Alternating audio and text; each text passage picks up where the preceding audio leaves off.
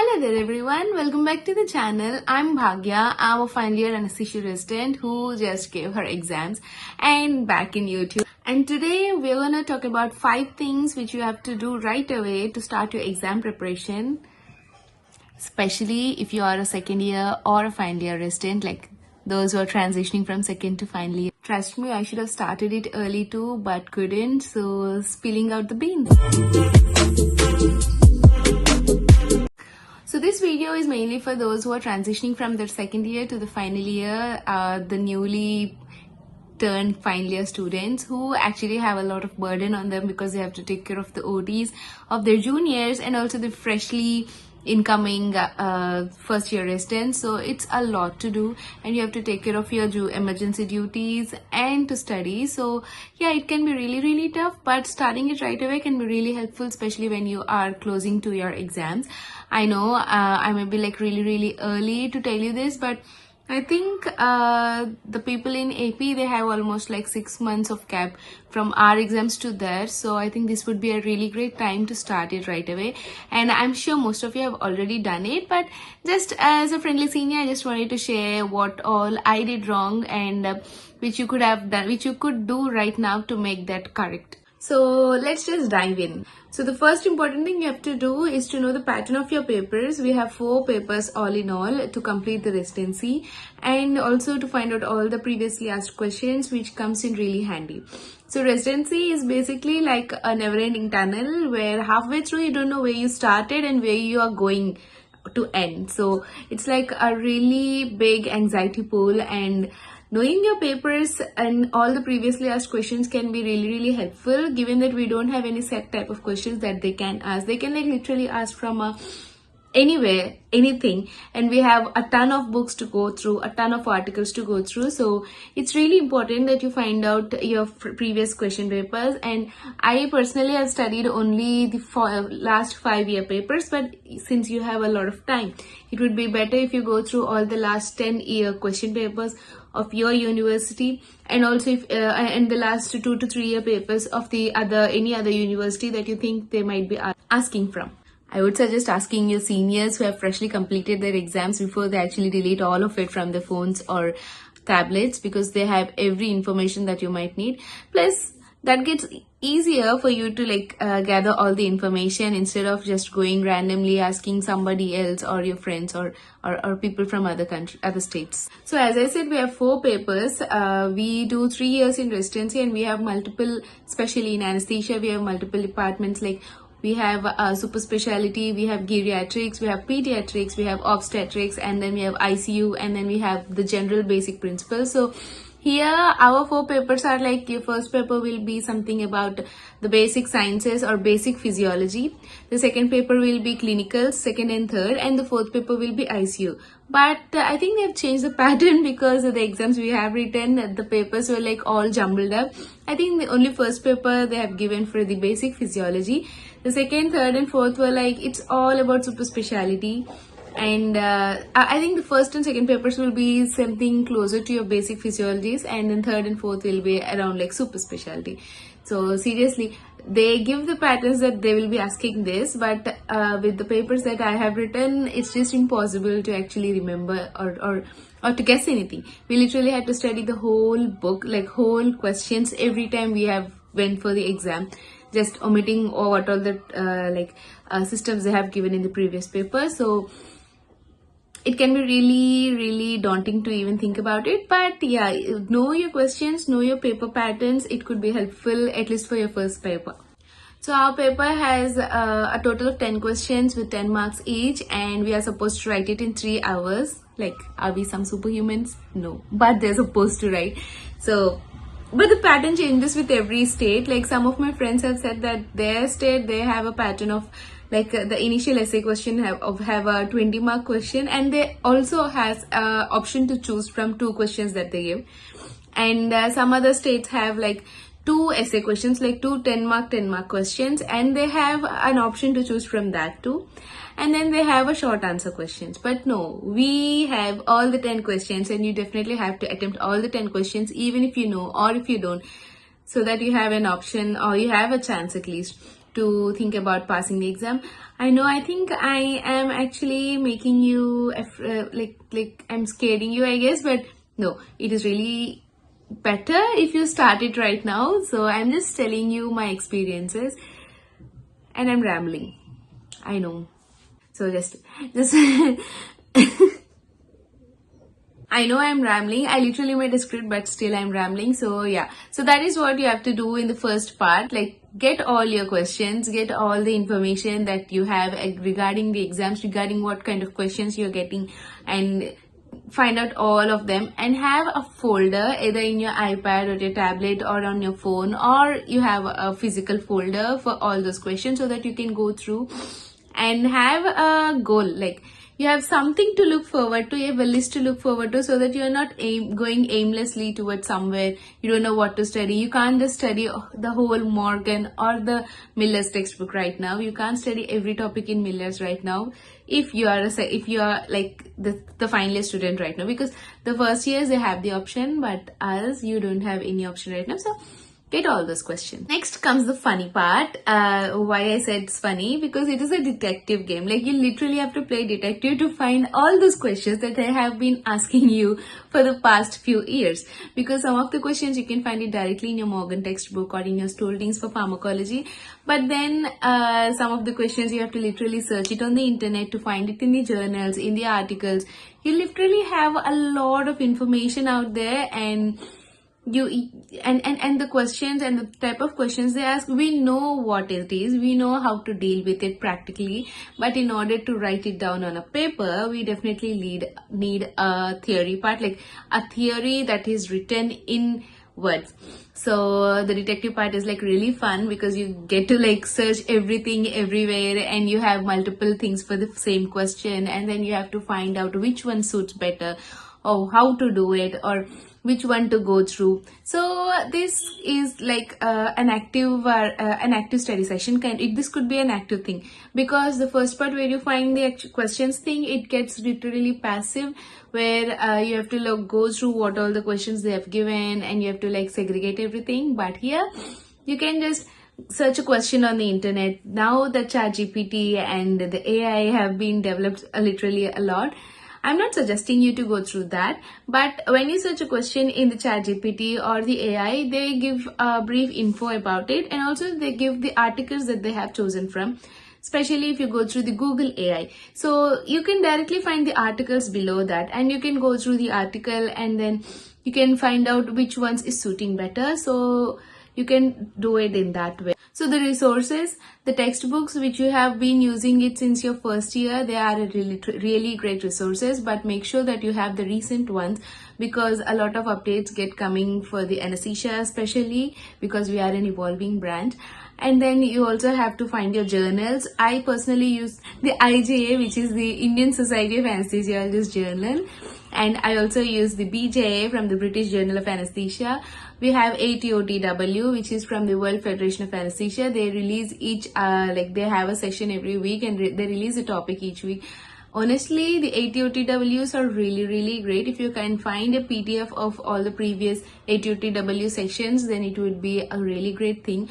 I found it from someone from one of the other colleges, but yeah, if you can find it, that would be great. I will definitely try to like share it in some way. I don't know how to actually share it. If any of you have any idea how I can share the PDF, do let me know in the comments. I'll definitely do it. And you can, so those are some of the articles which you can try. And there are other journals. You have journals from South Africa, from Korea, which are all available on the internet, so you can try them out.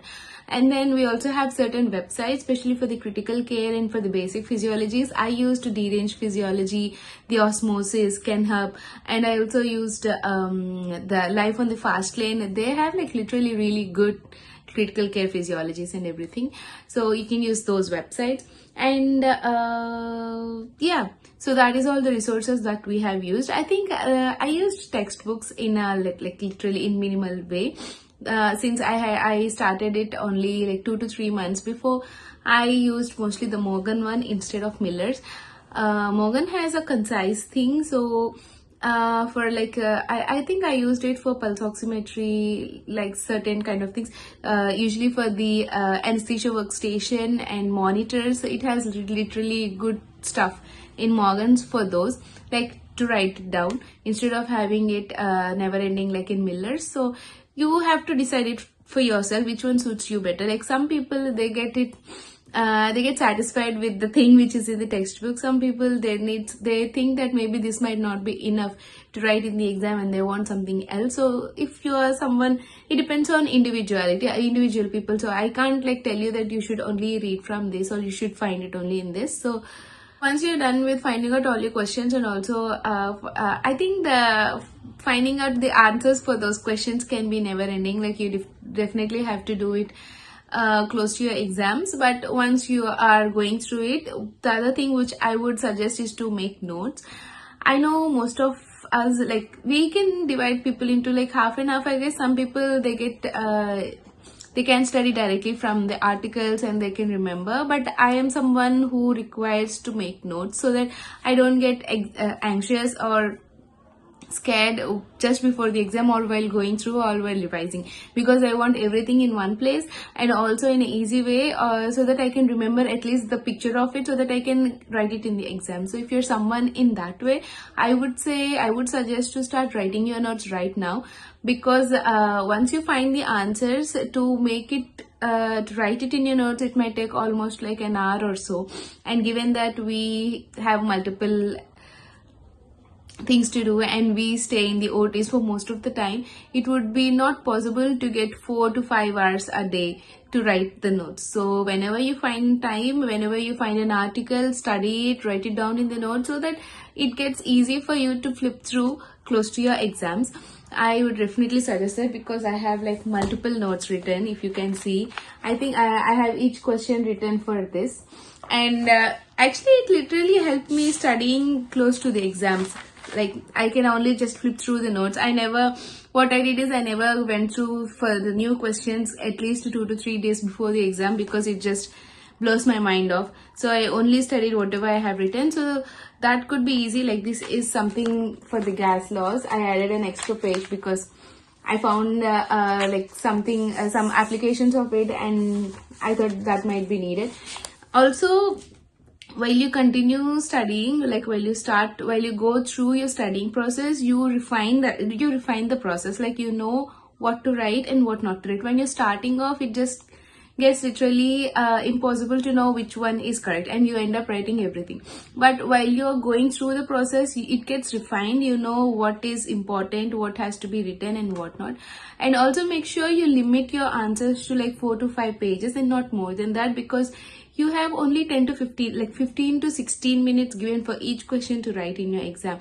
And if you're someone who writes slowly, I think that would be really, really tough. So you have to improve your speed, and also make sure that you write every important point that might be required for that, so that you not leave anything, and you have to fit that everything of that in just 15 minutes. So making your notes actually helps you improve your speed, and also makes sure you write only the required points and not just the entire article.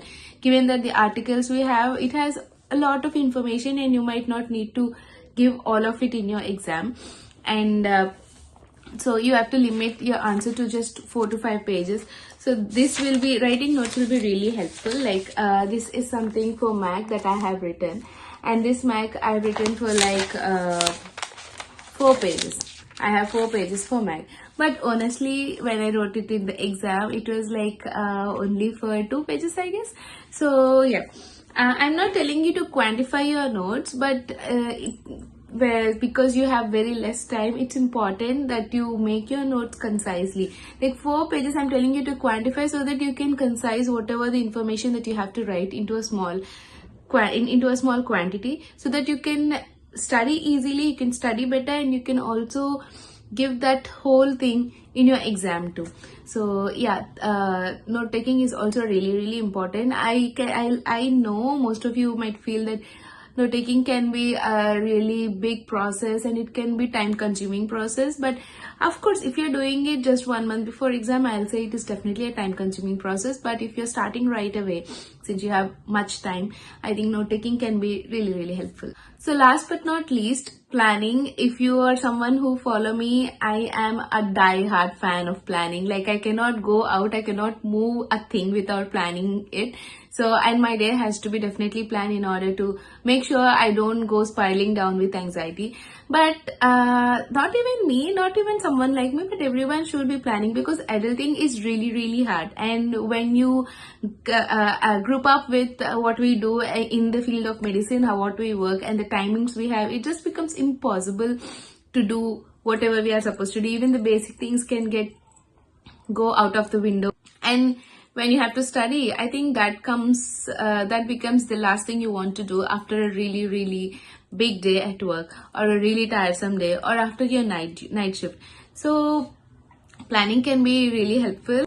It gives you a chance to put up a date, to set a goal for whatever you're planning to do, because doing something aimlessly is like walking in a forest without a compass. You don't know where to go, you don't know what to do, and you end up doing like procrastinating. You just end up procrastinating and you don't know when the time has flown, and by the time it's close to the exams, you are just sitting down with anxiety. That is what I did, so I don't want you guys to do too. So planning is really important. Get a notebook or try something in your phone. You have a reminders in your app, a reminders app, you have a notes app. Just set a schedule, like set a date.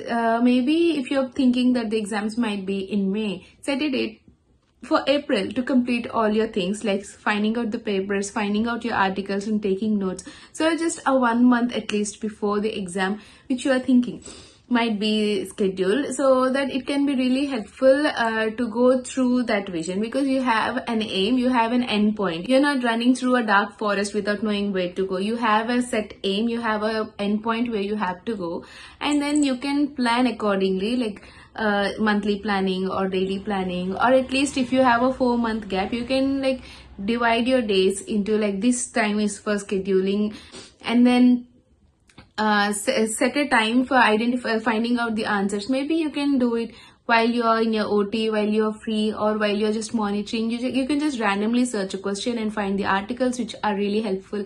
Go through the articles and then set a time to take notes, because on a day, on an average, I think mostly for 8 to 9 hours will be spent in your OTs.